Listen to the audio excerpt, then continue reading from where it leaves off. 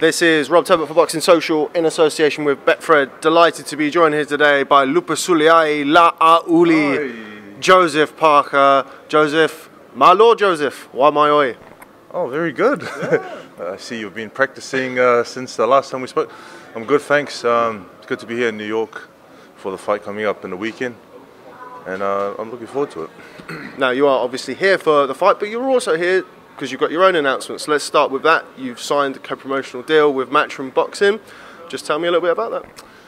Yeah, I signed a deal with Duco 6 years ago, and then in March, end of March, I became a free agent. And so we, for the last 5 or 6 months, we've been sort of assessing the process, assessing which promoter would be best to align with the goals that I have. I want to be champion of the world again, or even be unified champion of the world. So ultimately I decided, with the support of my team, that Matchroom and Eddie Hearn would be the best to sign with. And why was that? I mean, you're very well known to the UK market. Why Eddie Hearn? I think Eddie Hearn, he's, we had the option of this Eddie Hearn, this Bob Arum. I think we got an offer from Al Heyman's team, and I think with Eddie Hearn, he's, with all the fighters he's signed and all the shows that he's putting on, he's putting on shows in the UK, he's putting on shows in the US, and so I think the market's a lot more open with him, and he's got a lot of fighters that we can, we can sort of match with and make big fights with. Now, you mentioned that there are obviously fighters all around the world, but as I just mentioned, you're very much well known in the UK market. You fought Whyte, you fought Anthony Joshua. You see yourself fighting back in the UK soon? I would love to fight in the UK. I think with with signing the free fight deal, I think the next fight will be in the US. Well, that's what we're looking at doing, and then hopefully one of those 3 fights we can fight back in the UK. Sort of build a name, still continue to build a name in sort of the UK and the US. Now, you mentioned the US, obviously that's where you've based a significant part of your career in Las Vegas. I saw you over there recently with Tyson Fury and Ben Davison. Tell me a little bit about that. I know you have a good relationship with Tyson. I have a good relationship with Tyson. I've always had a good relationship with Tyson. And I think, Taylor Barry, part of our team, got in contact with Ben and sort of organised a training session. And so for me, it was good to have Tyson back in the gym. I mean, the last time I saw him, he was over 300 pounds, and this is the first time I've seen him since, that last time. I think it was in Manchester when I fought his cousin. And so it was a big difference, I'm sort of proud, I'm very proud to call him a close friend and like a brother, and it's good to see him sort of, face all those hardships that he went through and come back, stronger on the other end. Well, you mentioned that, it seems like so long ago that you fought Huey Fury, and obviously Tyson was there. Since then you've mentioned the fights with Anthony Joshua and Whyte, both big pay-per-view attractions. How has your life changed since the Huey Fury fight? If you can kind of look at your life where it is now and compare it to there, what would you say? It's changed in a way that, the Huey Fury fight was some good attention, but then the Joshua fight was the next level. The Whyte fight was another sort of a big fight for us, a fight that we, I think if I fought him again, I'll beat him. I respect him, and I think the headbutt played a big part. But congrats to him on that night. But I think if I fight him again, I'll beat him, and I think I can make a statement. So it's changed big time since then, and it's continuing to change now that we're putting in more hard work and focusing on the goals that we have. No, I was there that night when you boxed Whyte.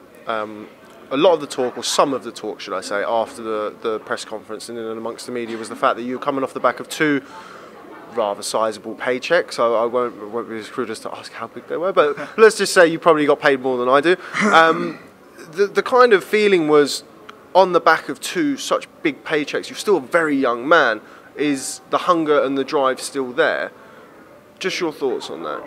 I believe that the hunger and drive is a lot more now than before. I was driven and I was hungry before, for those fights.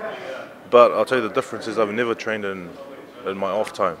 This is the first time after the fight in December which I've trained in my off time. I feel like I want a lot more than before. And I think before I was doing it for myself. I was doing it for my family and my dad and people around me, but now I'm doing it for myself. Now, you mentioned that, it's something we spoke about off camera. You've become a father again for the 3rd time. Congratulations. Thank you. 3, lucky number 3. How does that change? I mean, I have one child, I have a daughter, and it makes my job a little bit more tricky and I don't get punched in the head by 250-pound guys. How does it change your kind of outlook or your perception on being a fighter, having 3 children at such a young age as well? You know, children for me, it's probably the most, it's the best thing ever. You know, it's a blessing, and for me, I'm you know, sacrificing my time away to build a better future for them, and you know, I appreciate my time back with them, because when I'm away for so long, you know, you just miss them so much. I mean, with you, I know you're away for how long? For a week, and you probably miss your daughter. Yeah, it's not particularly easy, and I'm, as you can see, not an athlete, so it's a little bit different for me than it is for you. Just going back to that Dillian Whyte fight, I remember speaking to Kevin Barry, your coach, after that fight. He said to me that what Dillian Whyte had that you didn't have was that dog in him on the night. You're a very nice man, but that doesn't always translate into being a very good heavyweight, particularly. Yeah. Have you worked on that? Is that something that you're looking at changing? Yeah, I think we've worked on it. I believe we have. You know, with each fight. I mean, since that fight with Dillian Whyte, I think Kevin's implemented a few things in camp, which I feel have changed that nice person in the ring to a little bit more nasty. Well, not so much nasty, but a bit more aggressive, and a person who wants to show everyone that, you know, you can be nice outside the ring, but you can be a beast inside. So I think from now on it'll be a different story, and people will see a difference. Is the Dillian Whyte rematch high on your list of priorities? I know you've spoken about it in the past. Dillian's obviously got his fight coming up with Oscar Rivas, but now the fact that you're both kind of with Matchroom, that should make that rematch a little bit easier to make, if that is indeed what you're after. I would love a rematch of Dillian Whyte anytime. You know, I believe I can beat him, and I believe I can still mix it up with all the top heavyweights in the world. So I know the position we're at the moment. You know, we're not we're not in a position to challenge the champions. I think we're in a position where we have to rebuild. You know, rebuild and get back to the top as fast as we can. What kind of opponents will you be considering or looking to mix it with to get back into that title contention? I know the Derek Chisora fight's been spoken about for you recently. That was close to being done, I think, back end of last year or start of this year. Is that the kind of level that you're looking at coming back at?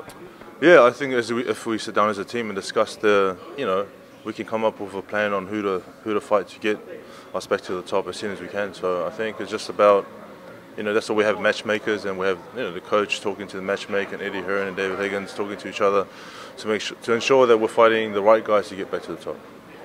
Now, you've obviously shared the ring with Dillian Whyte in the fight. You've been around Tyson Fury in the gym. Those two have been linked with a potential fight. I know Tyson come out a couple of days ago and said the fight's not going to happen. Just your thoughts, if that fight were indeed to take place, who would you give the edge to? You know, I respect and like both fighters. For me, I think Fury's one of those fighters who's gifted in the way that he can dance around and outbox you, and, you know, with his reach and height. I think he might, you know, he'll take that out if the fight ever happened.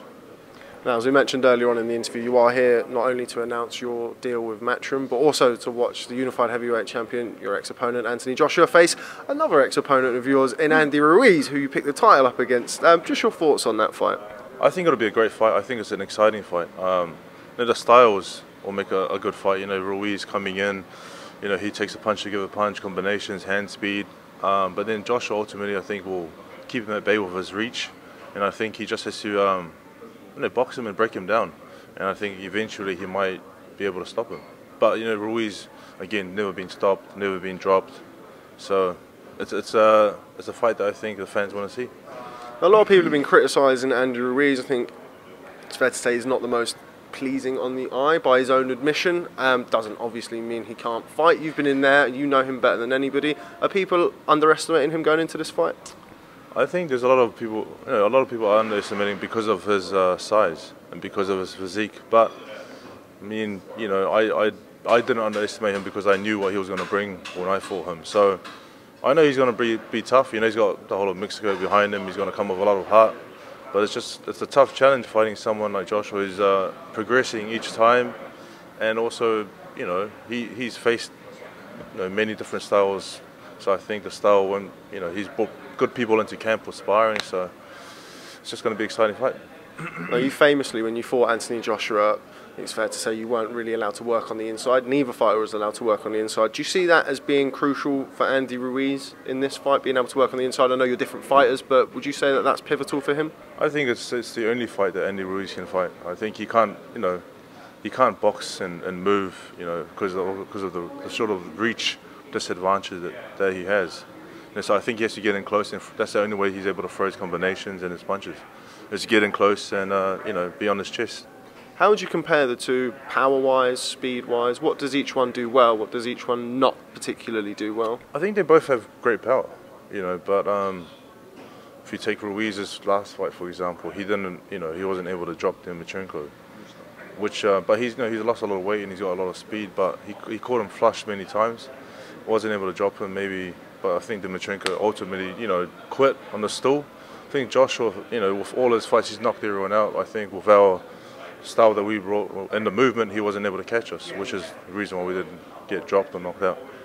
Now, obviously, you didn't get dropped in the Anthony Joshua fight. You did get dropped by Dillian Whyte. Once legally, the other one, I'll leave that to you. How would you compare Dillian Whyte and Anthony Joshua, particularly their punching power? I think I can't really compare because Joshua didn't really catch me with any powerful shots. But like I said, when you look at his career, he's knocked everyone out. I think with the Whyte fight, the only problem I had with getting knocked down was that I was going to feature in his knockout reel. Before the fight they played a knockout reel, so that that wasn't something to look forward to. But I mean, he's got power. He's got power. But I can't really compare. Just finally, again, I was there the night you fought Dillian Whyte. I was in the post-fight press conference when people were really questioning your relationship with Kevin Barry, who's somebody I know that you are very, very close with, not just as a trainer but also outside the ring. What was that like to have it called into question, kind of your working relationship with Kevin? People have a lot of opinions, and I mean, a lot of people can say this and say that, and when there's always positive things, there's always going to be negative, and so I think we're not the only example of people questioning. There's people question other relationships and other trainers and other fighters, and so as long as we know what our focus is, and as long as we know what we want to achieve in the boxing world, we'll find what we're doing, and as long as you can either come along for the ride and support us, or you don't have to support us and you can say whatever you want to say. But we know what we want to achieve, and we're strong as a team. What specifically have you worked on? I know we mentioned earlier about kind of getting that dog out of you and maybe being a little bit more spiteful in the ring. Are there other things that you, particularly with Kevin, as I say, you're still such a young heavyweight considering your experience so far, and there must still be a lot more that you feel that you can work on? There's always a lot to learn and a lot to work on. There's obviously getting a bit more aggressive in the ring. Well, a lot more aggressive, and there's a lot head movement, defense, more punches and different combinations. So I think with this camp, I actually came back in shape. I came back not 15 or 20 pounds heavier. I came back in shape, so we're able to. It wasn't so much losing the weight and getting fit again. It was more working on different skills and techniques and making angles and this and that. So I've actually enjoyed this camp more than any other camp I've ever been in. No more King of Pies? I'm still the King of Pies, but only on holiday. We've mentioned earlier on, you kind of said that you're not quite in title contention yet. You need to build yourself back into contention. I think at the minute, in a lot of people's eyes, there is a big three at heavyweight of Anthony Joshua, Deontay Wilder, Tyson Fury. Who do you currently consider to be the #1 heavyweight in the world? For me, in my opinion, my personal opinion would be Fury would be at #1. I think, and then Wilder and Joshua can fight for #2. But I think Fury at #1. I just think the style that he possesses and the movement and just real awkward. I think he can upset a lot of fighters. Well, he can upset the other guys, I think. I mean, the talk surrounding this week has obviously been dominated by Joshua. Wilder, will they, won't they? If that fight were to happen, I mean, you've just mentioned Fury as being the #1 with those guys kind of fighting it out as 2 and 3. Who would you give the edge to there? Different styles, I think. I mean, Wilder's got the danger. We saw what he did to Brazil. And if you stand there and get caught with one of those punches, you're done. So I think if those two fight, I think Wilder might be able to take it out.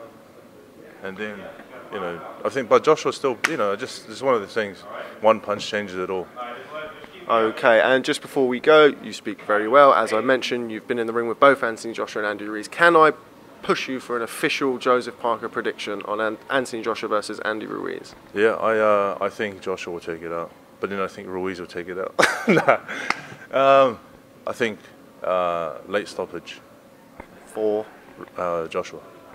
Okay, well, Joseph Parker, Lupus Uliai, La'a Uli, thank you very much for speaking to Boxing Social. Always a pleasure to catch up with you. Very glad that you're back on the scene, and hopefully I get to see you selfishly in the UK soon, so I don't have to do too much travelling. As always, a real pleasure. Joseph Parker, thanks very much. Fa for Ty David Lava. Fa! Fa support. Fa! Cheers, mate. Nice one, that's great.